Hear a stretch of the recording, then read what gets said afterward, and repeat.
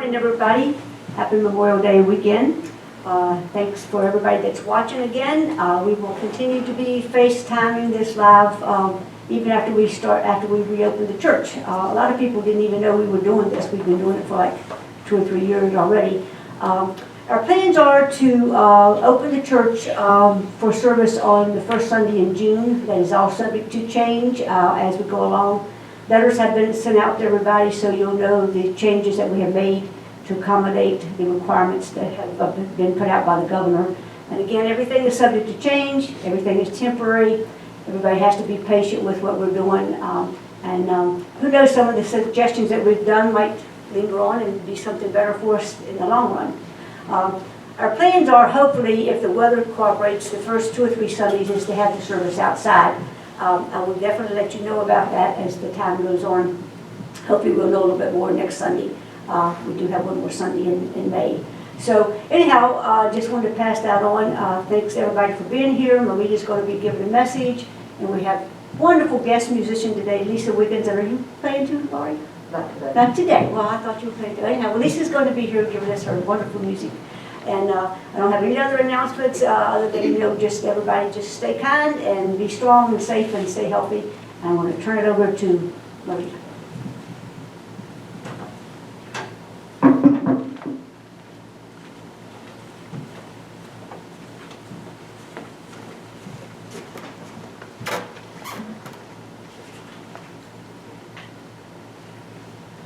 Good morning to you all.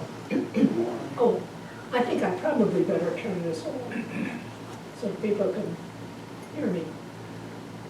Once again, good morning to everyone. Good morning. Morning. Before I start, I have to ask one thing, and that is, have you ever bitten your tongue so that it hurt so bad you have to stand there for about 20 seconds or 30 seconds and just think, oh my gosh. Fortunately, tongues heal pretty quickly. But guess who did exactly that yesterday?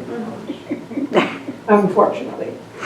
And consequently, there are certain words that I have to say more slowly. So I might be giving this talk a little more slowly than I usually give talks, and you'll understand what's going on. We start with a Bible verse, and this is one of the most beautiful Bible verses in the Bible. It's from Romans 8:19, and in the Phillips version of the translation of the Bible, it says, "The whole creation is on tiptoe to see the wonderful sight of the sons of God coming into their own." And Dr. Lamza, he translated a little bit more formally, "For the earnest expectation of all mankind waits for the manifestation of the sons of God." Earnest manifestation. Still another version of this same Bible verse. "The creation waits with eager longing for the revealing of the sons of God." Eager longing. There is some part of the universe, and probably a far larger part than we have any idea about, that waits for the expression, the coming of the sons of God into their own.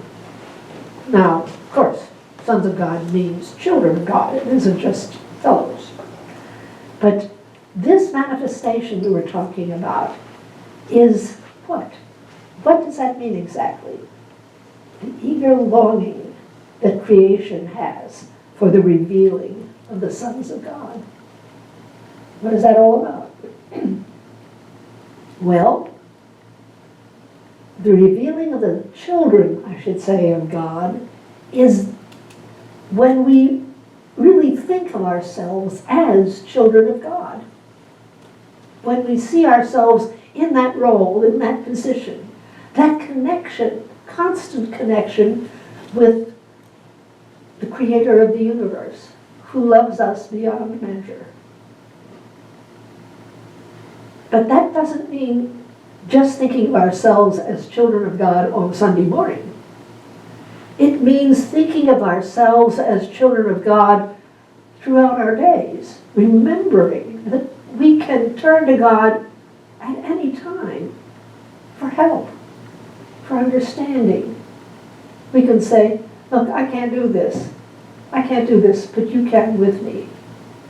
It's saying, oh, thank you so much for all the blessings that I have. Look at this and this and this. It is an ongoing conversation with God, an acknowledgement of the omnipresence of God that we refer to as the revealing of the sons of God, or the earnest expectation, waiting. That is mankind waiting for this manifestation to take place. I love that. Isn't that wonderful? Eager longing. So there is some great body of souls that is eagerly longing for each and every one of us to have such a connection with God, so feel like a child of God, that we're doing that all the time. It's going on many times a day. Keep that in mind. Keep that in mind, that the creation waits with eager longing for the revealing of your child of God nature, your connection with God. Shall we say our statement of being together? God is all, both invisible and visible. One presence, one mind, one power is all. This one that is all is perfect life, perfect love, and perfect substance.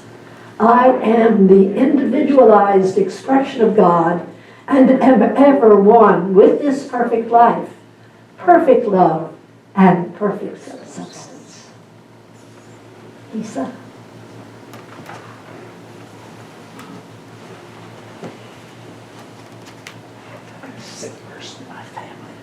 I'm going to play, both pieces today are written by George Philip Telemann, who was a contemporary of Johann Sebastian Bach.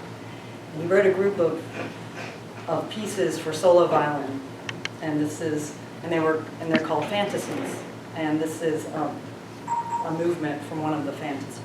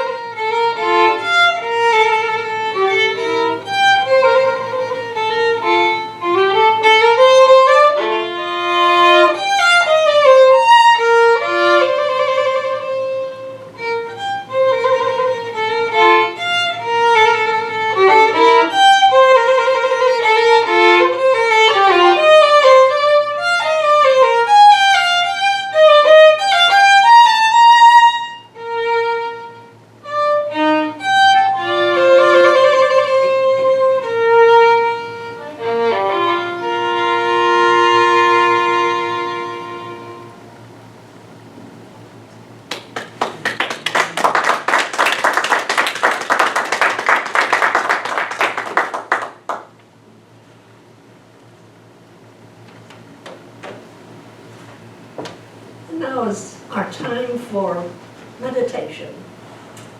That is that time in our service when we just physically relax, mentally relax, get comfortable right where we are, and know that we are part of the presence of God, we are part of the love of God, we are part of the very being of God, for God is everywhere.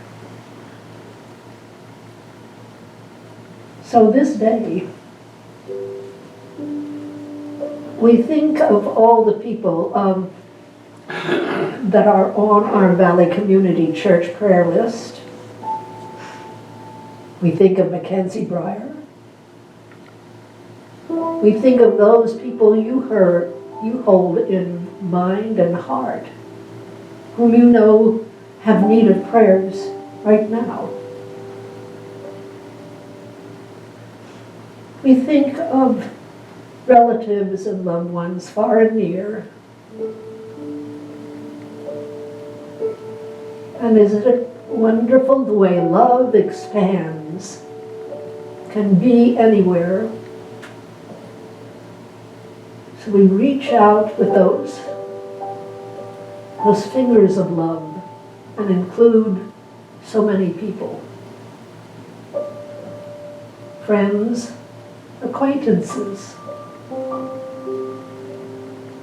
our armed forces in foreign lands, and certainly the heads of state of all the countries of the world, that they hear the whisper of God and bring about peace and healing and good for their people.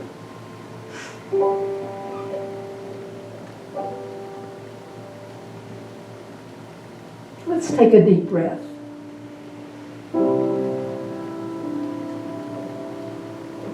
And make sure that our faces are relaxed. Our shoulders are relaxed.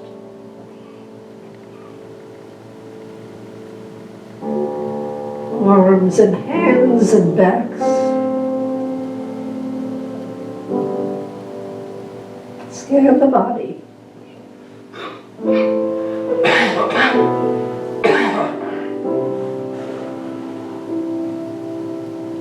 Stomach, legs, and feet.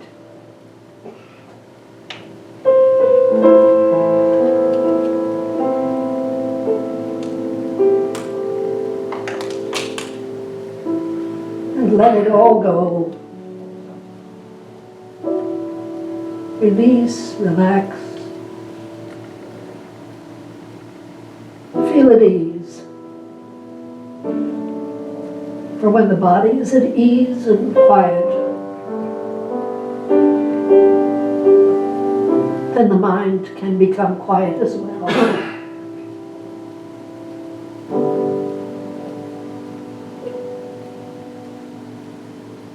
And in this quietude, how easy it is to reach out in thought and know our constant connection with a source of life, of love, of abundance, of answers to our questions, of peace,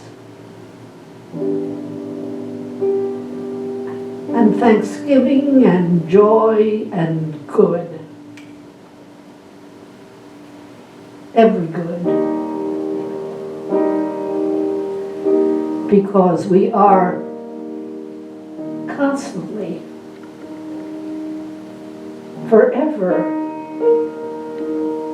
one with this infinite presence, this source of love, this source of wisdom and right action, creativity, blessing. And so whatever challenges us at this time, during this day, let us know that right there,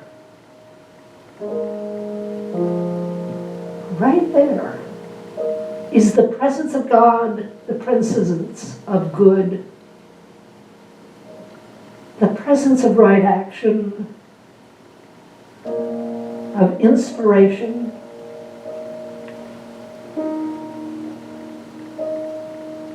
For we are one with all of that and so much more.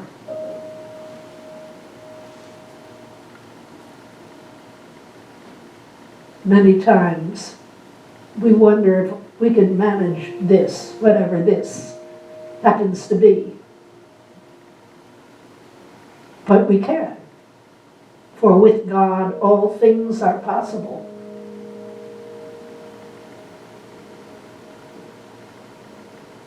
To affirm that to ourselves is to remind ourselves of the truth of ourselves and the universe. With God, all things are possible.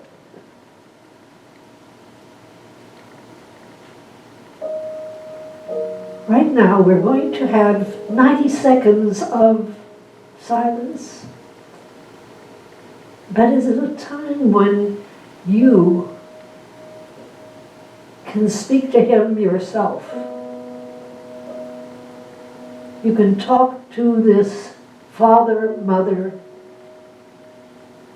this friend, this companion, this source of love, right now. And speak from your heart about those things that concern you, those people that you're worried about, those situations that just buffalo you, just what to do, how to do it. God knows and God shares and God cares. So speak with Him, starting right now.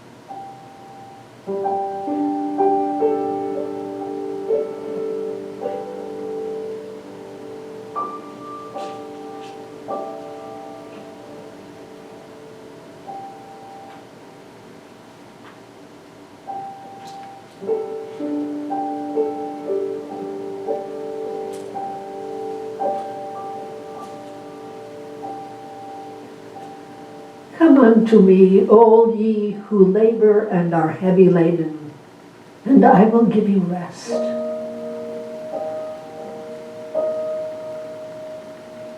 Let's rest. Let's rest in that power, in that presence, in that good, in that intention of benevolence and mercy and abundance and joy and freedom. Let's rest, knowing that we are resting in safety. For all is well when we remember that we are children of God, His beloved children.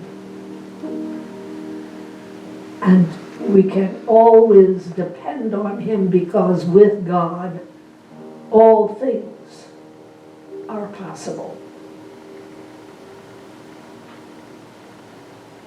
Now, shall we say our wonderful prayer, the Lord's Prayer, its translation from the Aramaic. Our Father, who is everywhere, your name is sacred, your kingdom is come, your will is throughout the earth, even as it is throughout the universe. You give us our needful bread from day to day, and you forgive us our offenses, even as we forgive our offenders. And you let us not into materialism, but you separate us from error, because yours are the kingdom, the power, and the song and praise from all ages, throughout all ages, sealed in faith, trust, and truth. Amen.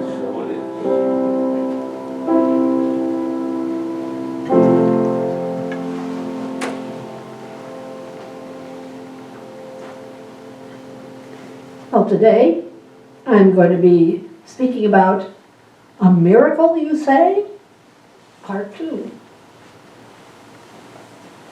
The last time I spoke, I told you about the story of the person who was the very first speaker in this building, in this room.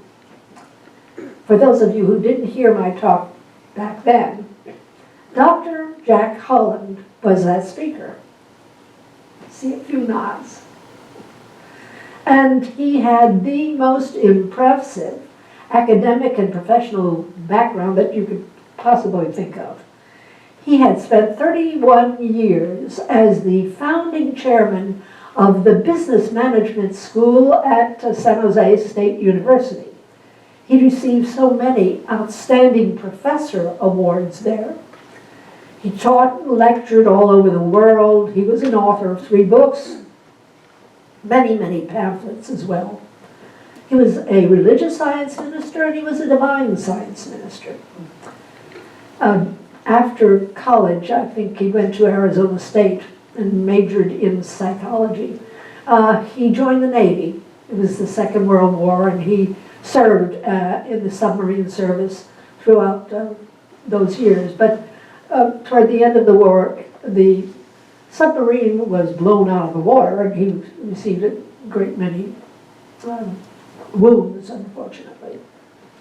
After the war, he got degrees in master's degree from Harvard and a PhD from Stanford. He got married to his high school sweetheart, and they had 2 sons. One was 2, one was 4, and he was teaching at that time already at San Jose State University. When a terrible thing happened, tragedy struck. His beautiful young wife was killed in an automobile accident.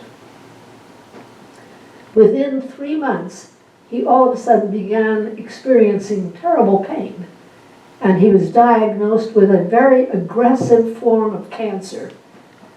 In 4 more months, it had metastasized to most of his abdominal organs. Within 6 months, he was in constant pain. He could hardly walk. He couldn't eat. He was 6'3", and he had lost weight. He was 93 pounds. His sister and her husband were childless, and he arranged for them to adopt his 2 sons so that they would always have a loving home. His parents, who lived down in further south, in California, came up to be with him because there wasn't much time left for him to be with us. And one evening, he was talking to a young man who suggested that he go to see a Dr. Floyd Dudgeon. Dr. Dudgeon was a chiropractor, and he was also a spiritual healer. Well, Jack just kind of dismissed that. Both of his parents were physicians, and they were interested in chiropractic for sure.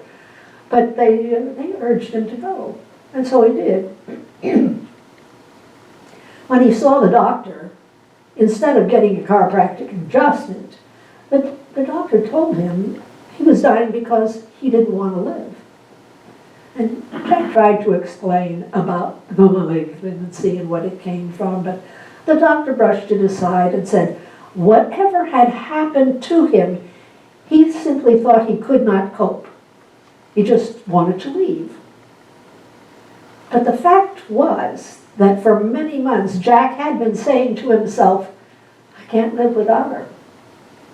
I just can't go on.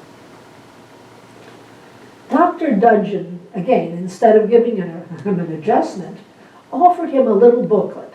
He could read it if he wanted to, or not, whichever he chose. But if he did read it, and it meant anything to him, Jack could come back and Dr. Dudgeon would try to help him. Well, Jack walked out of that appointment, and his parents were waiting in the car. And they said, well, what happened? And he said, well, he told me that I wanted to die, and he gave me this tract to read. And of course, he dismissed it completely. But his mother read it on the way home. His dad read it, and they said, Jack, you need to read this thing. And he did. And it changed his life. It changed his life completely. The ideas he found within that booklet saved his life. Within 2 years, he was completely well. And we have to ask, well, what was that booklet? That little tract that he was so dismissive of. It was Emmett Fox's The Mental Equivalent. Now, I know that people in this room, and also those of you who are looking at us through Facebook, know that little booklet quite well. But there are others who have not read it, and because repetition never hurts, I'm going to be sharing some of the basic ideas that are within it. Dr. Fox starts with Jesus' words in John. Judge not according to appearance, but judge righteous judgment. So instead of judging the world according to the way it seems, what you see and hear through the senses, that is, this material world of things, what we need to do is judge it righteously, spiritually. We have to seek to see God everywhere and in everything, because God is omnipresent. When we see unkindness, when we see people fearful, anxious, critical, when we see danger, what we need to do is look past the appearance to the real truth of that situation. Whether it happens to be a person, or a thing, or a condition, physical, mental, whatever. We have to look past the surface and see the truth of it. And the truth of it is that God is everywhere, and good is everywhere also. What we have to see is the good that lies within this. Or if it's not visible, then intellectually, no. There is good within this, whether I see it or not. God says, or rather, well, he was godly. Dr. Fox says that when we look at life spiritually, the material appearance begins to change. And this is because, first and foremost, This is a mental world. It isn't just a physical world at all. Now, Dr. Fox says this emphatically and repeatedly. This is a mental world. Whatever we experience in our life, no matter what it is the material expression of what we believe, what we have carried in our minds for a very long time. Your body, your home, your work, the people in your life are really the result of your mental concepts, the things that you are holding in your mind about them. You expect somebody to act in a certain way. You expect a certain response from somebody, and step aside, there it comes. Our expectations are not cut off, as the Bible says. Fox says that everything we experience is conditioned by and corresponds to the mental concepts that we are holding in our heads. Now, he points out that there isn't anybody who thinks that their life is perfect. No. Everybody can point to certain things that are a lot less than perfect. Maybe there is a physical condition. Perhaps they have a mental or emotional characteristics. Maybe they're short-tempered, or they have a tendency to get down in the mouth and depressed. Whatever. Their relationships might be not perfect, or their homes or their jobs. All could use a positive change, an improvement. And the way to get that positive change, Fox says, is to create a mental equivalent. It is a mental world. Create a mental equivalent. He says that the secret to successful living really is to build the mental equivalent that you want, not the one you don't want. And as a matter of fact, to get rid of, to change, eradicate the mental equivalent of the things you do not want in your life. Strife, illness, you name it.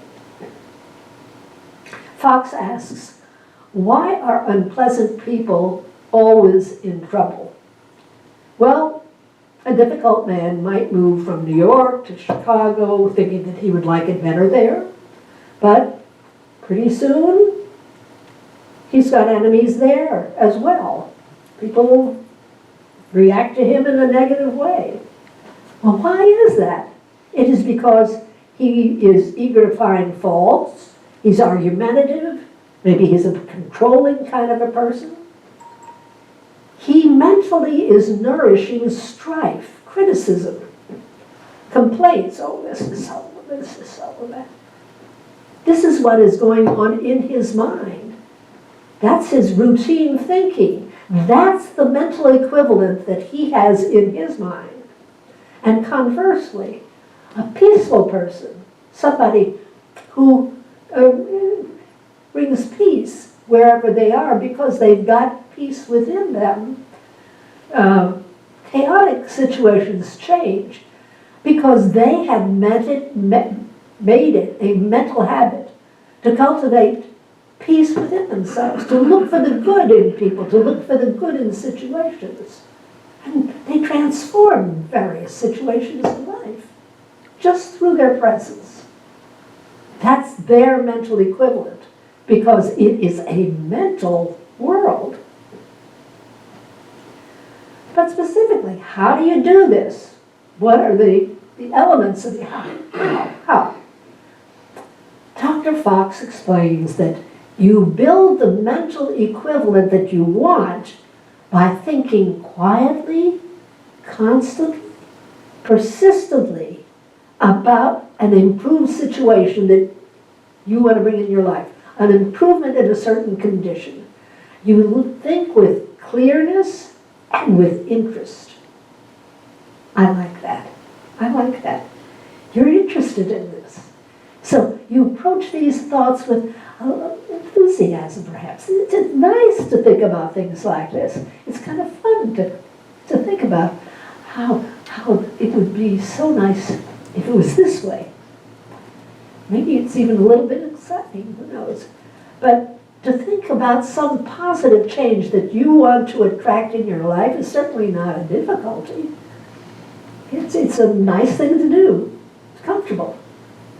Of course, you make sure that it is going to bless you and everybody else around you.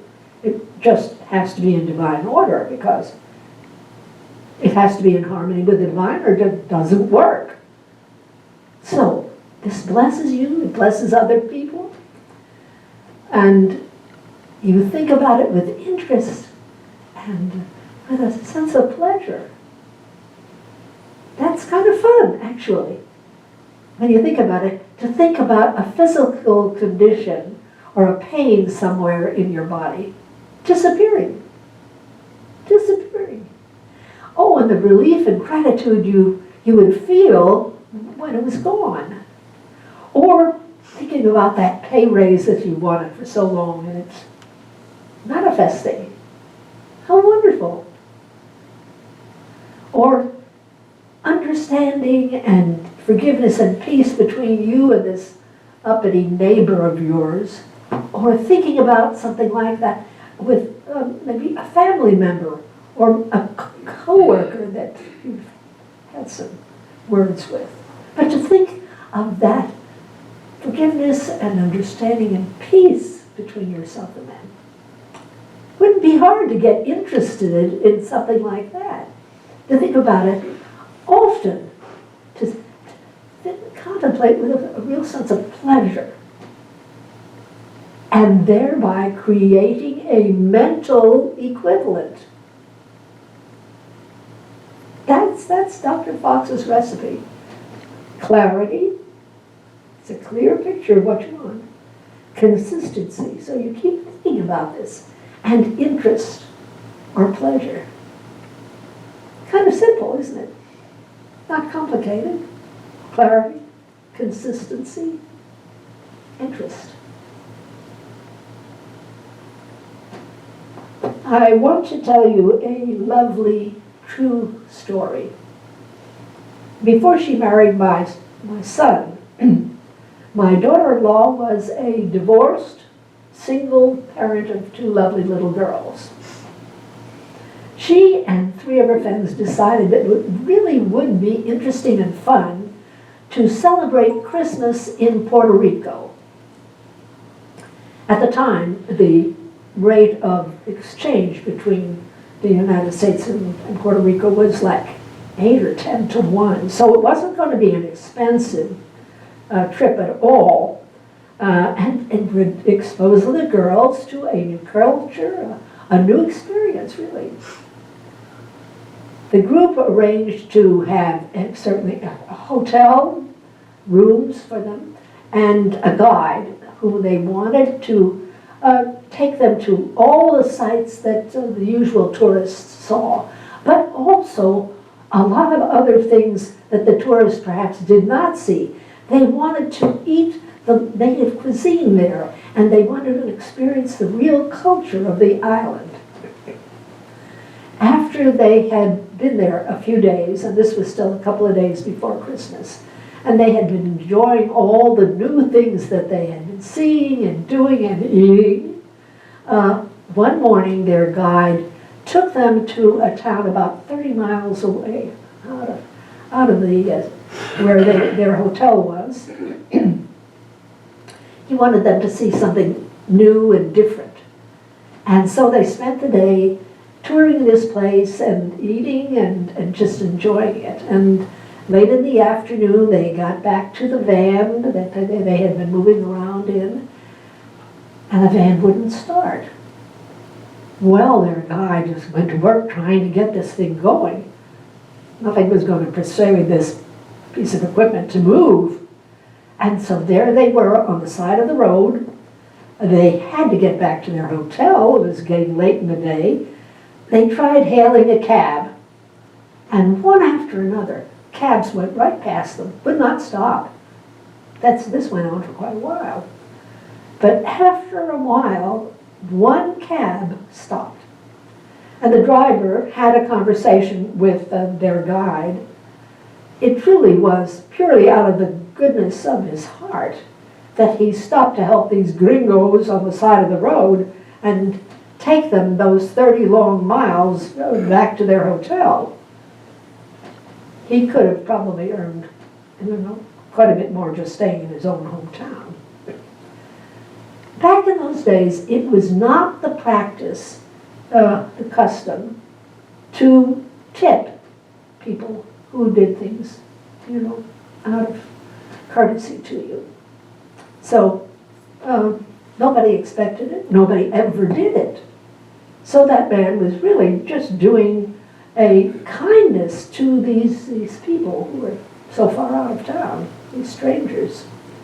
Well, the 6 of them squeezed into that cab, and when they got back to that hotel, they were so grateful to him that they all pulled out money to give to him. And he tried to explain that no, they didn't get tips there. This was just not done. And my daughter-in-law and her friends simply would not hear of it. They were so thankful to this man for doing this. And they stuffed bills into his hands. And it came to close to $200. They were so relieved to get back to their hotel. And he started crying. Through his tears, he explained in broken English that times were hard at home. And he had been driving around the last few weeks asking God to help him find a way to have Christmas for his family. Well, with God's help and with his mental equivalent, quite a bit more than just a nice Christmas had manifested for him. When he was just a few weeks away from dying, Jack Holland transformed his mental equivalent. He actually defeated cancer twice, not just once.